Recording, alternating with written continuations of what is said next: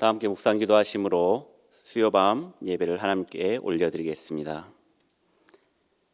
그러므로 우리는 예수로 말미암아 항상 찬송의 제사를 하나님께 드리자. 이는 그 이름을 증언하는 입술의 열매니라. 오직 선을 행함과 서로 나누어 주기를 잊지 말라. 하나님은 이 같은 제사를 기뻐하시느니라. 너희를 인도하는 자들에게 순종하고 복종하라. 그들은 너희 영혼을 위하여 경성하시기를 자신들이 청산할 자인 것 같이 하느니라. 그들로 하여금 즐거움으로 이것을 하게 하고 근심으로 하게 하지 말라. 그렇지 않으면 너희에게 유익이 없느니라. 아멘.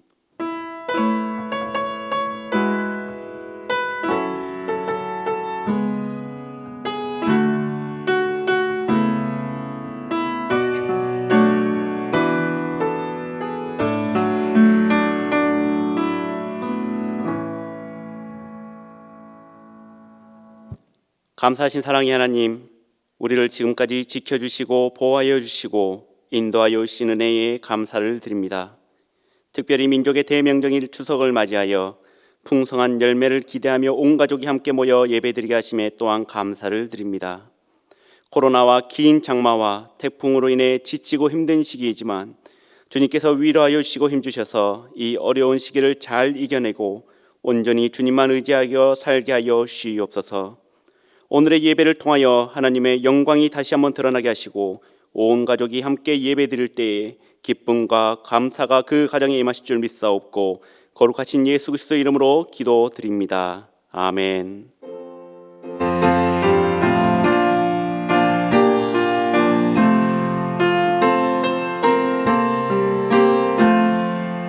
넓은 들에 익은 곡식 황금 물결 비치며 어디든지 태양 빛의 향기 진동하도다.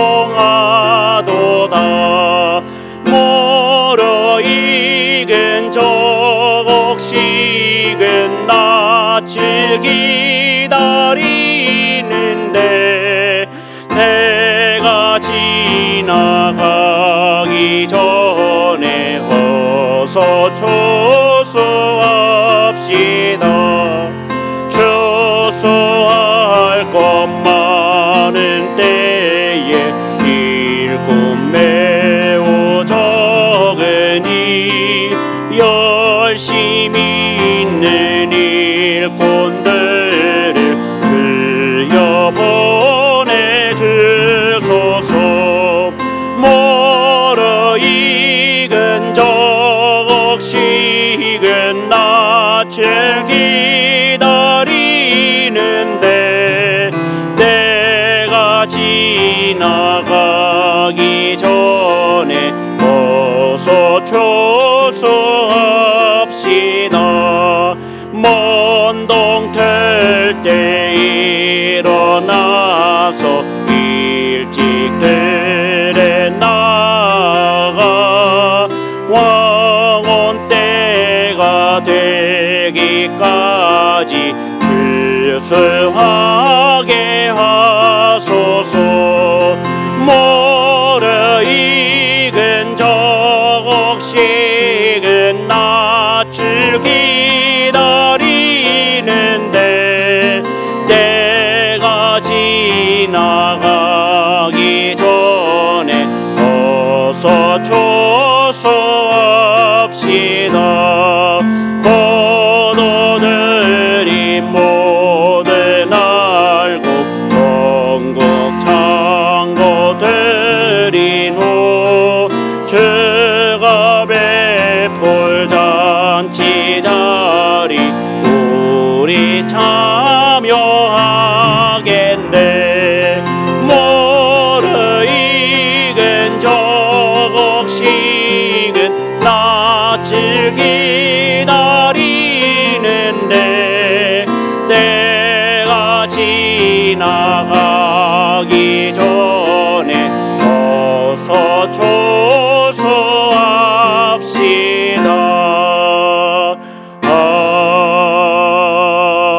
아멘. 오늘 우리에게 주신 하나님의 말씀은 디모데후서 4장 7절에서 8절까지의 말씀입니다. 제가 받들어 봉독해 올리겠습니다. 나는 선한 싸움을 싸우고 나의 달려갈 길을 마치고 믿음을 지켰으니 이제 후로는 나를 위하여 의의 면류관이 예비되었으므로 주 곧 의로우신 재판장이 그 날에 내게 주실 것이며 내게만 아니라 주의 나타내심을 사모하는 모든 자에게도 니라. 아멘. 이 말씀은 살아계신 하나님의 말씀입니다. 내일은 여러분들이 잘 아시는 바와 같이 우리나라의 대명절인 추석이며 오늘부터 연휴가 시작이 되었습니다. 추석은 우리나라의 고유한 명절로서 햇국식과 햇과일을 먹으며 즐거워하고 조상들에게 또 차례를 지내는 풍속이 오랜 전통으로 내려져 오고 있습니다. 그리고 객지에 나갔던 많은 가족들이 한자리에 모여서 그동안 정담을 나누기도 합니다. 그래서 해마다 우리나라는 추석과 설날이 되면은 고향 가는 것으로 온 나라가 떠들썩하는데 고향 가는 길이라는 특별 방송으로서 TV와 라디오에서도 방송할 정도입니다. 저도 올해 설날에는 고향까지 자동차로 갔는데 8시간 정도 걸렸던 것 같습니다. 나름 머리를 써서 예배를 마치고 자정쯤 출발하면은 서너 시간이면 도착하겠다라고 생각을 하고 출발을 했는데 저와 같은 생각을 가진 분들이 굉장히 많으셨습니다. 그래서 도로에서 8시간 꼬박 날을 새고 아침 9시 정도에 집에 도착했던 기억이 납니다. 힘들고 지치지만 그래도 고향 가는 길은 참 즐거운 것 같습니다. 하지만 2020년 추석은 이런 차가 막히느니 함께 모여서 즐겁게 지내는 것은 옛말이 되어버린 것 같습니다. 코로나19의 감염 위험 속에서 많은 분들이 고향 가는 것을 포기하였습니다. 정부에서도 이동을 자제하라는 문자가 계속해서 쏟아져 나오고 있습니다. 거리에도 보면은 재미있는 현수막이 걸려져 있습니다. 아그들아 뒷집 애기들은 추석에 안 온다더라. 섭섭한 게 없으니까 너희도 오지 말아라. 불효자는 옵니다.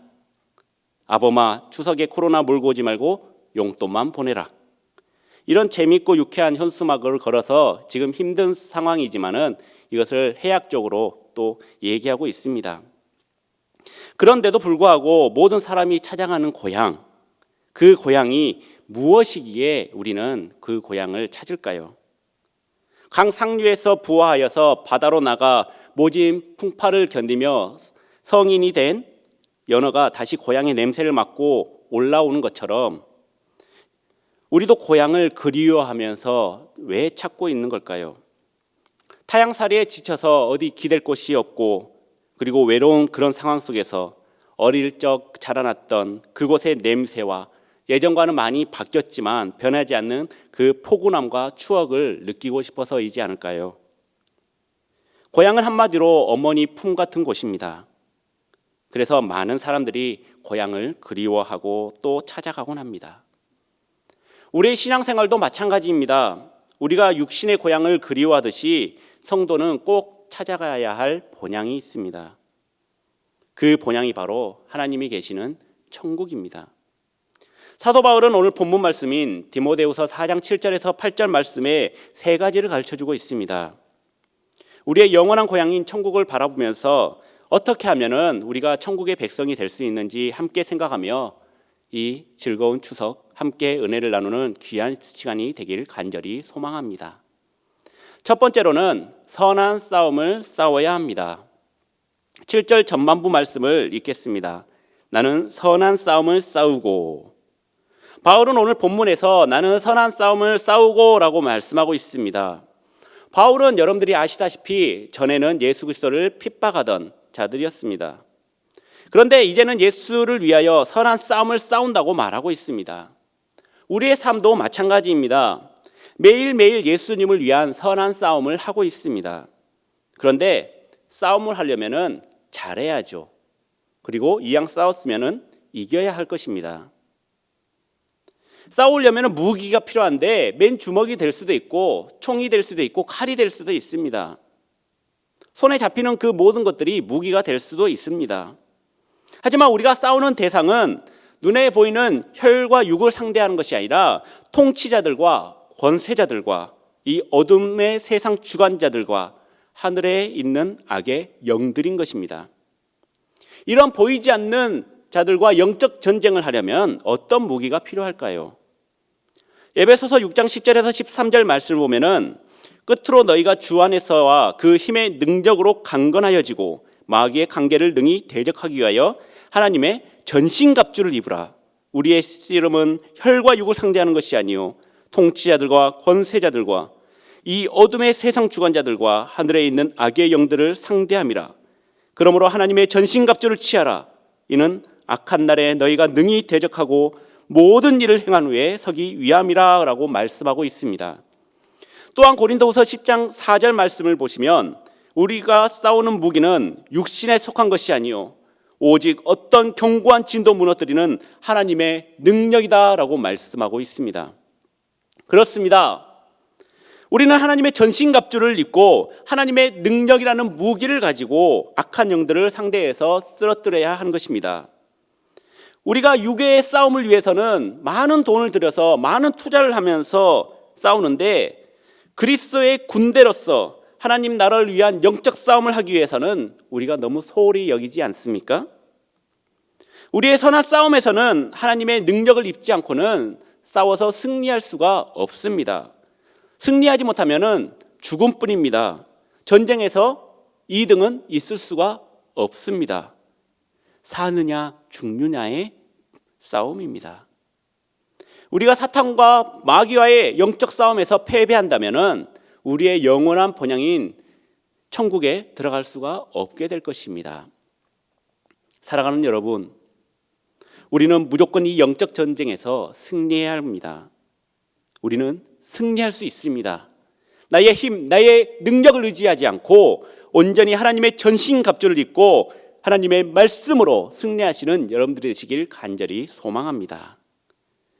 두 번째 말씀은 달려갈 길을 마치고입니다. 7절 중반부 말씀을 보겠습니다. 나의 달려갈 길을 마치고. 사도 바울은 과거를 회상하면서 나의 달려갈 길을 마쳤다라고 말씀하고 있습니다. 여기에 나오는 달려갈 길은 헬라어로 드로몬이라고 말씀하는데 일반적인 경주의 코스를 뜻하고 있습니다. 운동 경기 중에서 마라톤 같은 달리기 경기를 비유로 말하고 있는 것입니다. 마치 마라톤 선수가 그 길 42.19km라는 그 길을 완주하는 것 같은 믿음의 마라톤 경주를 마쳤다고 고백하고 있는 것입니다.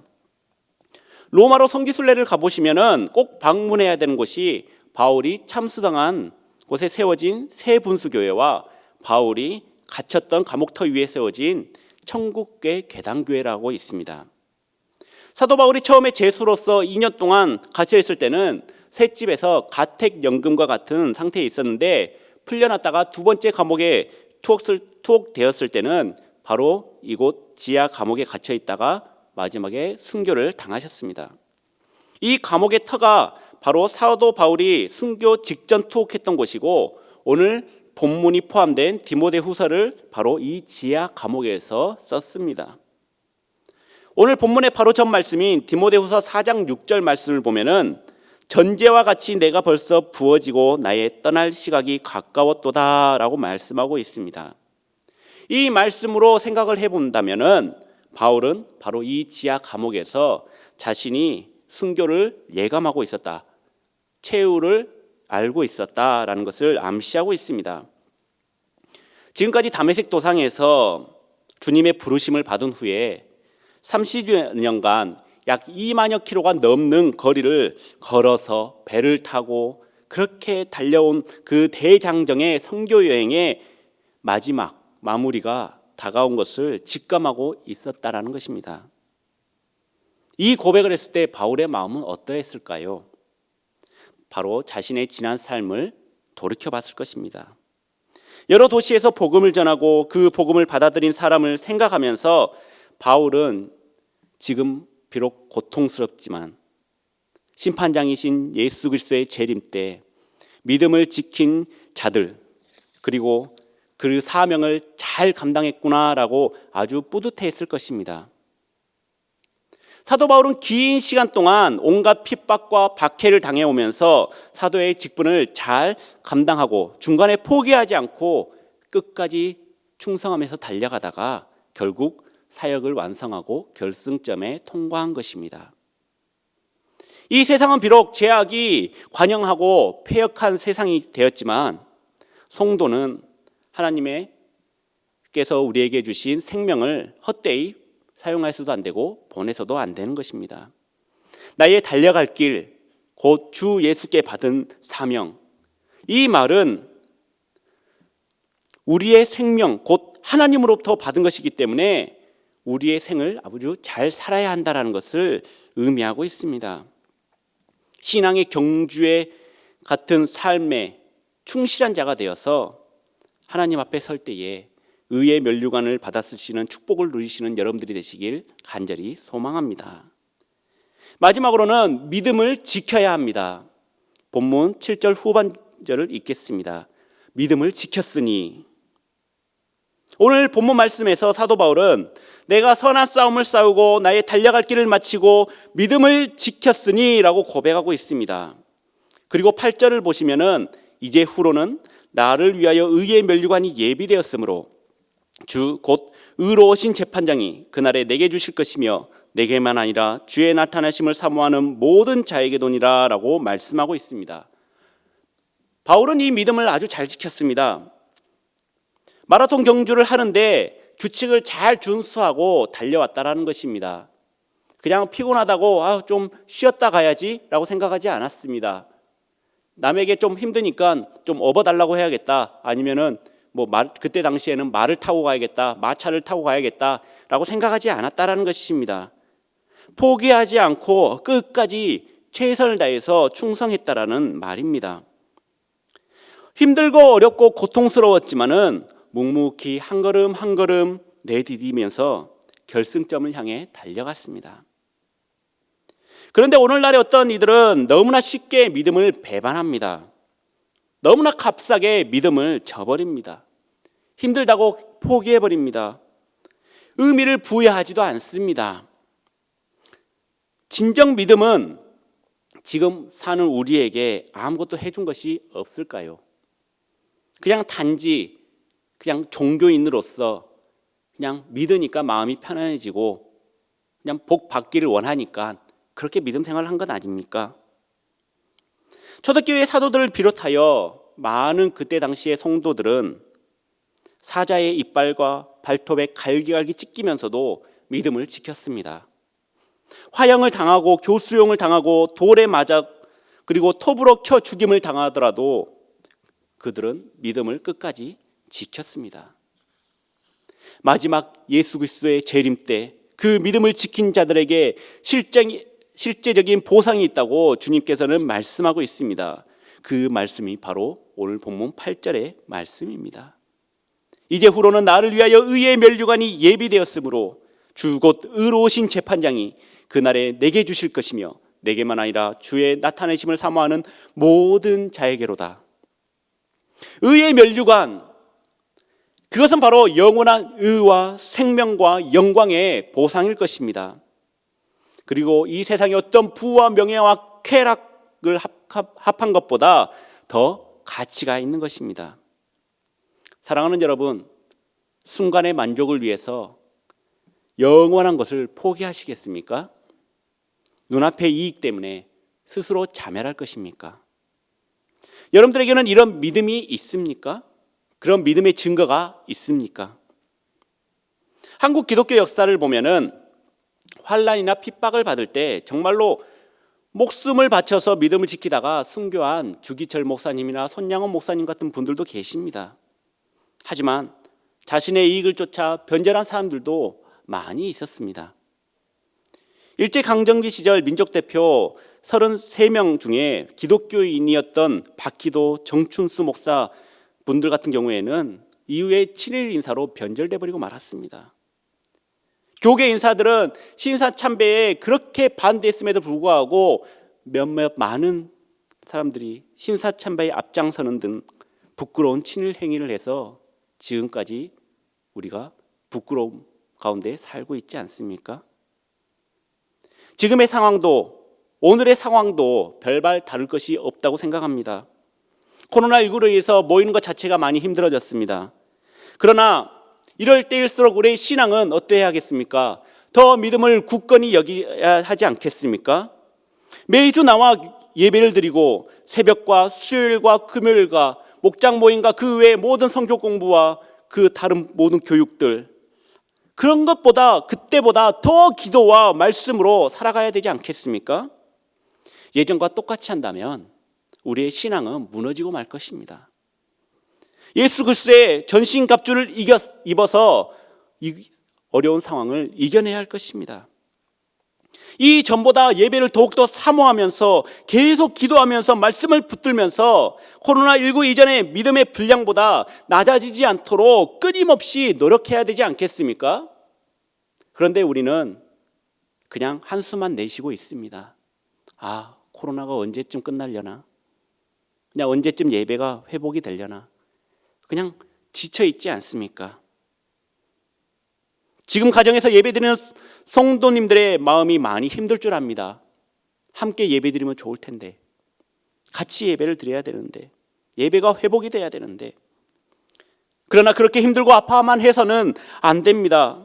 말씀과 기도로 더욱더 굳건하여져서 내 가족과 내 교구와 내 이웃과 내 친척을 기도로 도우며 믿음이 흔들리지 않도록 계속해서 끊임없이 중보해야 할 것입니다. 아무리 선한 싸움을 잘 싸우고 내 달려갈 길을 가고 있더라도 끝까지 믿음을 지키지 못한다면 하늘나라를 유업으로 받을 수 없을 것입니다. 우리의 본향인 하늘나라에 가지 못한다면 예비되었던 의의 면류관도 우리에게는 소용이 없습니다. 우리가 받지도 못할 것입니다. 사랑하는 여러분, 인생의 끝에 선 사도 바울은 오늘 본문을 통하여 우리에게 깊은 도전과 은혜를 안겨주고 있습니다. 한평생 부끄러움 없이 살았던 그 사도 바울을 통해 우리가 알 수 있는 사실은 무엇일까요? 사도 바울이 싸운 그 선한 싸움은 어떤 것일까요? 그것은 바로 때를 얻든지 못 얻든지 복음을 전하라는 말씀이었습니다. 어떤 상황 속에 어떤 일이 있더라도 복음을 전하라는 뜻이었습니다. 이전에도 예수님께서는 말씀하셨습니다. 오직 성령이 너희에게 임하시면 너희가 권능을 받고 예루살렘과 온 유대와 사마리아와 땅끝까지 이르러 내 증인이 되리라. 오늘 이 땅에는 수많은 사람이 고향을 찾아 이동하고 서로의 안부를 묻고 각각의 방법으로 즐겁게 지내고 계실 것입니다.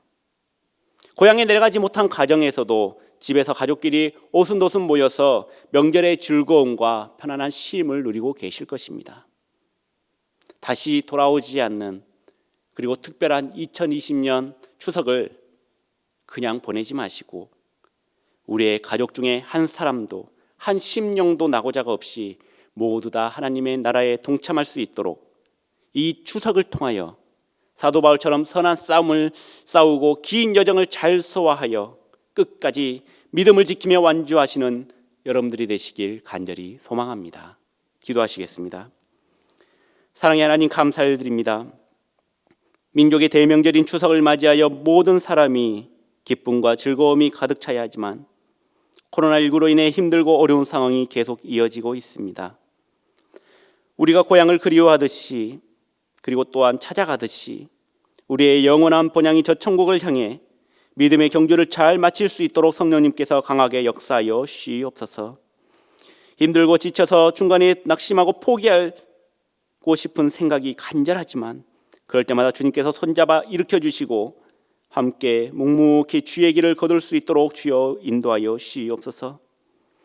온 가족이 모여 함께 먹고 마시고 즐거워하는 이 기쁜 날, 주님과 깊은 교제를 통하여 구별되어 예배드리는 모든 성도에게 한량없는 은혜를 베풀어 주시고 추석 오고 가는 발걸음을 주님께서 인도하여 주실 줄 믿사옵고, 이제는 우리 주 예수 그리스도의 은혜와 아버지 하나님의 크신 사랑하심과 성령님의 감화 감동 교통하심이 선한 싸움을 싸우고 달려갈 길을 마친 후 끝까지 믿음을 지킨 후에 의의 면류관을 받기를 원하는 사랑하는 모든 치유하는 교회 성도님들과 그리고 가정과 이 나라와 민족 위에 이제로부터 영원토록 함께 하시길 간절히 축원하옵나이다. 아멘. 이 시간에 계속해서 우리 기도 제목을 가지고 주여 세 번 부르짖고 합심하여 기도하시겠습니다. 주여, 주여, 주여.